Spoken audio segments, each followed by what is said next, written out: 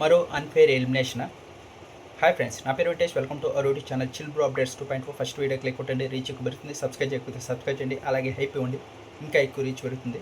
ఈ video last వరకు చూసి మీకేమనిపించిందో ఖచ్చితంగా కామెంట్ అయితే చేయండి. ఎప్పుడు అడగలేదు, కామెంట్ చేయండి మీకేమనిపించింది అని. ఎందుకంటే 2 వర్షన్లు ఉన్నాయి ఇక్కడ.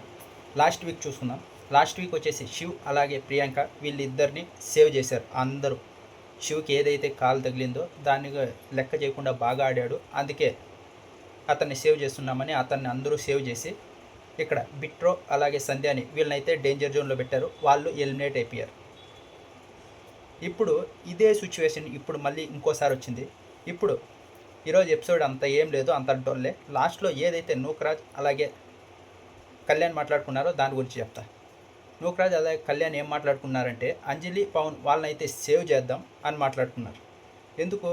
వాళ్ళు మనకు అంత కాంపిటీషన్ ఇచ్చేవాళ్ళు కాదు, వాళ్ళు ఉన్నిద్దాం. ఇక్కడ మనకి ఎవరైతే కాంపిటీషన్ ఇస్తారో వాళ్ళని మనం ఎలిమినేట్ చేద్దాం అన్నట్టుగా. ఈసారి ప్రియాంక శివ్ వస్తే వాళ్ళకైతే ఓటు వేయకూడదు, ఈ పక్క అంజనీ పవన్ ఉన్నారు కదా వాళ్ళకి వేద్దాం అన్నట్టుగా. ఎవరైతే మనకు కాంపిటీషన్ వస్తారో వాళ్ళకి మనం ఓటు వేసేది వద్దు, ఎవరైతే మనకు కాంపిటీషన్ కాదు అనుకుంటామో వాళ్ళకి ఓటు వేద్దామని ఇద్దరూ మాట్లాడుకున్నారు. నీది నాది ఇద్దరిది ఒకటే మైండ్ సెట్ మచ్చ. నువ్వు ఎలా ఆలోచిస్తావు, నేను ఆలోచిస్తా. ఇద్దరు స్ట్రాంగ్ కంటెస్టెంట్లు కాబట్టి ఇలా తీసుకుందామని ఇద్దరు మాట్లాడుకున్నారు.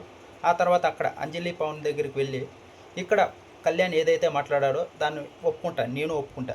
ఎందుకంటే మనం స్ట్రాంగ్ కప్పులు ఎవరు ఉన్నారో వాళ్ళు వెళ్ళిపోతే మనం గెలిచేకి ఎక్కువ ఛాన్సెస్ ఉంటాయి. వాళ్ళిద్దరూ అదే మాట్లాడుకున్నారు. మనం లాస్ట్లో చూసుకుందాం. ఇప్పుడు స్ట్రాంగ్ ఎవరు ఉంటే వాళ్ళని పంపించేద్దామని మాట్లాడుకున్నారు. దాంట్లో ఏ తప్పు లేదు. నేను కూడా కళ్యాణ్ని రైట్ అనే అంటా ఇక్కడ. కానీ అక్కడ అంజలి పవన్ దగ్గరికి వెళ్ళి ప్లేట్ తిప్పేశారు చూడండి, ఇది ఒప్పుకోండి. అక్కడ మంచివాడు కావాలని. ఇక్కడ ఏం చెప్పాడు? స్ట్రాంగ్ కప్పుల్ని తీయేద్దాం, మనం ముందుకు వెళ్ళాలంటే అని చెప్పాడు. అక్కడికి వెళ్ళి నీకోసమే నేను మాట్లాడా అన్నట్టు ప్లేట్ తిప్పాడు. అది రాంగ్. ఇక్కడ ఏ చెప్పాడో అక్కడ అదే చెప్పి ఉండాల్సింది. లేకుంటే స్ట్రాంగ్ కప్పుల్ని పంపించేస్తే మనకు కూడా కొంచెం ఇదిగా ఉంటుంది కాబట్టి వాళ్ళని పంపించేద్దాం అనుకుంటా.